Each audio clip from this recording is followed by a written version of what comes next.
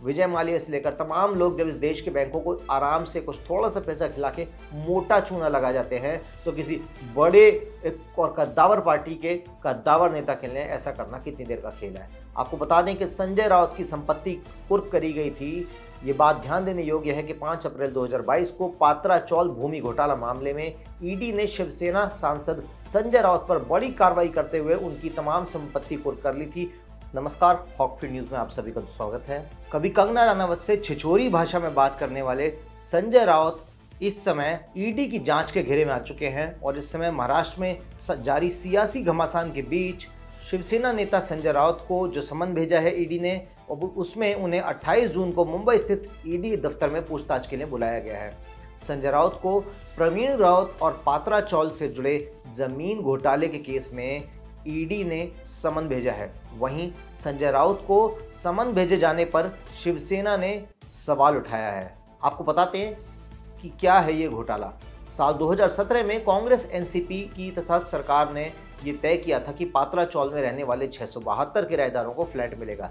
इसके लिए housing development and infrastructure limited यानी कि HDIL की सहायक कंपनी गुरु आशीष कंस्ट्रक्शन को Maharashtra housing and development authority ने कॉन्ट्रैक्ट दिया था।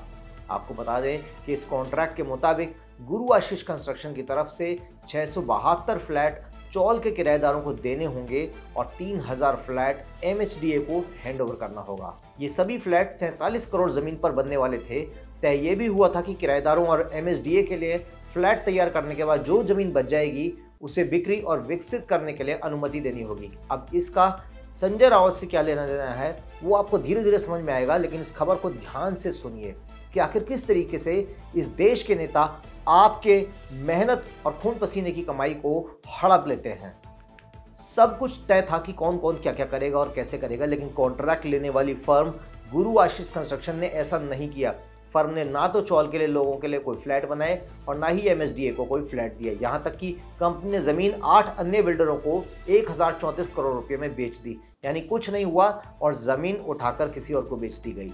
अब HDL में जो इस कंपनी में जो लोग शामिल थे, ये कंपनी देश के चर्चित PMC घोटाले में भी शामिल है। कंपनी के डायरेक्टर ने अपने और अपने परिवार के सदस्यों के नाम पर बैंक कर्मचारियों और अफसरों के साथ मिलकर फर्जी तरीके से लोन लिया।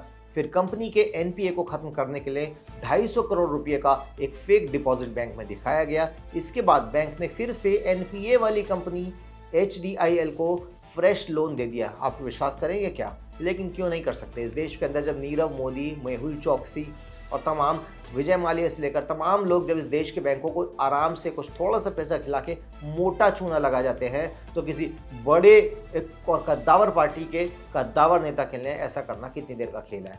अब मीडिया रिपोर्ट्स के अनुसार जिस HDIL ने ये दोनों जमीन घोटाले किए थे, उसके डायरेक्टर प्रवीण रावत, सारंग बधावन और राकेश बधावन है। प्रवीण रावत और सारंग को 2020 में ईडी ने गिरफ्तार किया था। तब दोनों से पूछताछ में शिवसेना सांसद संजय राउत का कनेक्शन सामने आया था। आपको बता दें कि प्रवीण रावत शिवसेना सांसद संजय राउत के दोस्त हैं और वहीं प्रवीण का नाम भी PMC बैंक घोटाला मामले में सामने आ चुका है। मामले में यह बात भी सामने आई थी कि प्रवीण रावत की पत्नी माधुरी ने संजय राउत की पत्नी वर्षा को 55 लाख रुपए का ब्याज मुक्त लोन दिया था, जिसका इस्तेमाल संजय राउत परिवार ने दादर में एक फ्लैट खरीदने के लिए किया था। इसे लेकर ईडी ने वर्षा और माधुरी रावत से भी पूछताछ करके उनका बयान रिकॉर्ड कर लिया था। आपको बता दें कि संजय राउत की संपत्ति कुर्क करी गई थी। ये बात ध्यान देने योग्य है कि 5 अप्रैल 2022 को पात्रा चौल भूमि घोटाला मामले में ईडी ने शिवसेना सांसद संजय राउत पर बड़ी कार्रवाई करते हुए उनकी तमाम संपत्ति कुर्क कर ली थी और इस कार्रवाई के तहत जांच एजेंसी ने राउत के अलीबाग स्थित 8 प्लॉट और दादर में एक फ्लैट को कुर्क किया था। इसी मामले में ईडी ने प्रवीण रावत से भी जुड़ी हुई करोड़ों की संपत्ति को भी कुर्क किया था, जो कि संजय राउत के दोस्त हैं। ईडी ने 11 करोड़ रुपए की संपत्ति वहां भी कुर्क करी थी। इसमें पालघर में प्रवीण रावत से जुड़ी संपत्ति करीब 9 करोड़ रुपए की है, जबकि 2 करोड़ की कीमत वाले दादर में फ्लैट और अलीबाग में प्लॉट संजय रावत की पत्नी का बताया जाता है। तो आप समझ सकते हैं कि किस तरीके से यहाँ से वहाँ फंड्स को घुमाकर कभी ब्याज मुक्त लोन दे के, कभी एक NPA वाली कंपनी को दोबारा से बैंक में घूस खिलाकर दोबारा से लोन दिलवाने में जिस तरीके से हमारे देश के नेता देश के टैक्स के कमाई को लूट रहे हैं, खसोट रहे हैं, अब ऐसे में संजय राउत का अगर इस दौर में महाराष्ट्र की, आप जानते हैं कि इस समय सियासी हालात क्या है, कभी भी महाराष्ट्र में सरकार गिर सकती है, और ऐसे में संजय राउत पर जब ये आरोप लगता है, जब ये जांच होती है, तो शिवसेना का जाना तो इस समय तकरीबन तय है। बस जिसे कहते हैं कि एक ग्रेसफुल एग्जिट होता, अब वो भी नहीं होगा। अब पूरी छीछा लेदर के साथ शिवसेना को महाराष्ट्र सरकार छोड़कर जाना पड़ेगा। अभी के लिए केवल इतना ही। जय हिंद, जय भारत, नमस्कार।